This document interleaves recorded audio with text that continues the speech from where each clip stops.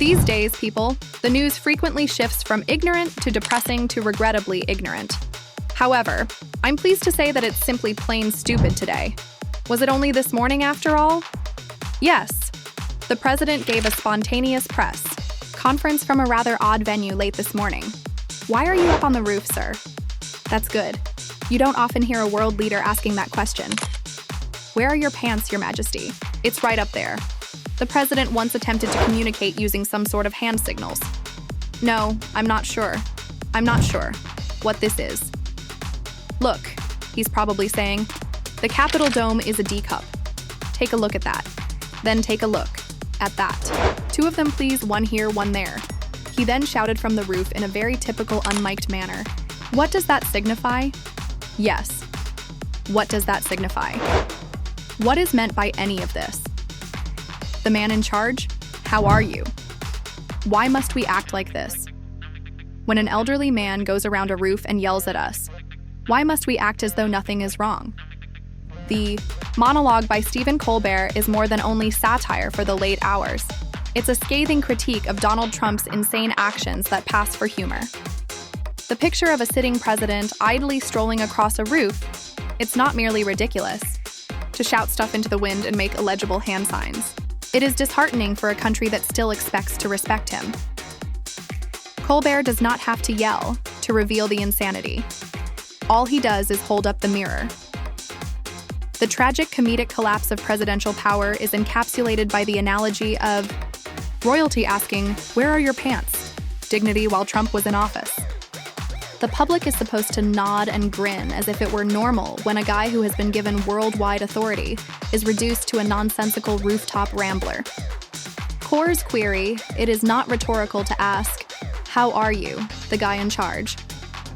It's a clear indictment of a political society so shattered and desperate that it supports a naive elderly man who calls out to the skies. Leadership. Governance is not what this is. It is a national disgrace. Colbert also has the courage to speak what too many others won't. All of us are acting like this circus is all right, as the ringmaster climbs on the roof and forgets his words. Let's move on to two more people and our next story. All right, Brian. Thank you, Mr. President, Brian. There's a connection between this and Olympic safety. What are your presidential powers to guarantee that there is no risk of fire in Southern California and the wider Los Angeles area? The last fire in the Pacific Palisades occurred because the state removes brush and state parks. What are you able to guarantee? We've been arguing with them for a while now, Brian, about letting the water basically come down from the Pacific Northwest, and we finally opened up that water rather firmly. Despite the governor's strong objections, we opened it, and the water is already flowing. We would like it to be further opened. They've got plenty of water. To keep the smelt safe, they release it into the Pacific Ocean. This small fish isn't doing well, particularly when they don't have water. They perform terribly. All right, despite being found in many other places, this fish is protected by the environment. Two believe they merely use that as a pretext to smell. You'll investigate that. However, I believe it's merely a pretext. Well, they must permit full water. And their working with Lee Zeldin is tremendously beneficial to us. But they must let all of the water from the Pacific Northwest come down. There's a lot of water.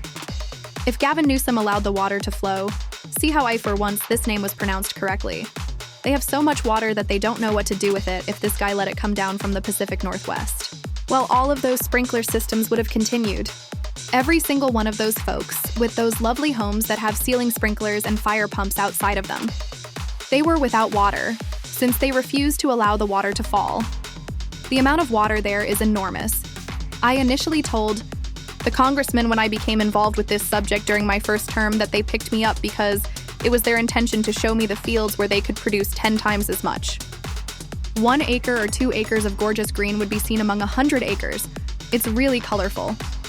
Thus, however, they failed to provide it with the water to which it is entitled. Oh, I added, they have a drought. No, I replied. They informed me that there isn't a drought in our area. The Democratic Party does not permit water to enter the farms or any other area. By the time it even reaches some areas of California, it's foolishly poured into that water were permitted, the Pacific. Ocean. We therefore broke in, let it fall, and it did so at a greater level, which is what we want and what we are requesting of the governor. The second is that we will use our military or National Guard to protect the Olympics, if needed. All right. No, I will utilize the military or the National Guard. This will be extremely safe, and if we must, it will be so because, well, your mayor is plainly not very capable. She is unable to obtain the people's permits. You people are still awaiting their permits, as you are aware. The difficult part is that Lee Zeldin secured them a federal permit, which is 10 times more difficult to obtain and allows anyone to construct on federal property. However, Bass, the mayor, is unable to reject or is unable to obtain the necessary permits. They're standing by. And when I visited immediately following the fires, I noticed all of these lovely individuals waiting, outside their houses, eager to enter and begin working.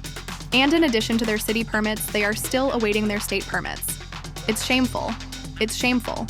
Red gown, indeed. Trump attacks Karen Bass for Los Angeles' track record of recovery, portraying him as a crisis management guru, when in fact he is the living embodiment of the disastrous pandemic failure in America. Hundreds of thousands of Americans lost their lives while he was president. The economic collapse caused numerous cities to crumble. And what was Trump up to? In the midst of a deadly outbreak, people are tweeting frantically to reopen the country, calling the virus a hoax and advising people to inject disinfectant. If anyone, the man who doused the fire with gasoline and then ran away with a golf club is the one who ought not to be giving lectures on post-crisis recovery. The irony is astounding. The same individual who contributed to the country's descent into anarchy now, he turns around and chastises others for attempting to tidy up the mess he created. However, this is typical Trump. Noisy, accusing, and inevitably meaningless. Ace as usual, he just gives a torrent of irate sound bites, finger-pointing, and his trademark arrogant self-righteousness without providing any data, specific answers, or nuanced knowledge. His criticism of Mayor Bass is unrelated to his concern for Los Angeles residents. It has nothing to do with economic revival, public health, or anything else positive. The goal is to create yet another antagonist for his weary theater of politics, an incessant repetition of the same old program. The victim is me, they are the issue, and it can only be fixed by me. Here's the issue for Trump, though. The number of people purchasing tickets to that circus is steadily declining. This conduct has already been witnessed by the American public and is no longer appealing. The drama seems too forced. The strongman performance is getting old, and the outrage sounds cliched. Trump only contributes by throwing stones from the sidelines since that is all he has, while Karen Bass is working on the ground to revitalize a community ever truly excelled at. Sound without substance, accuse without taking responsibility. And that's not leadership in the end. Desperation masqueraded as significance.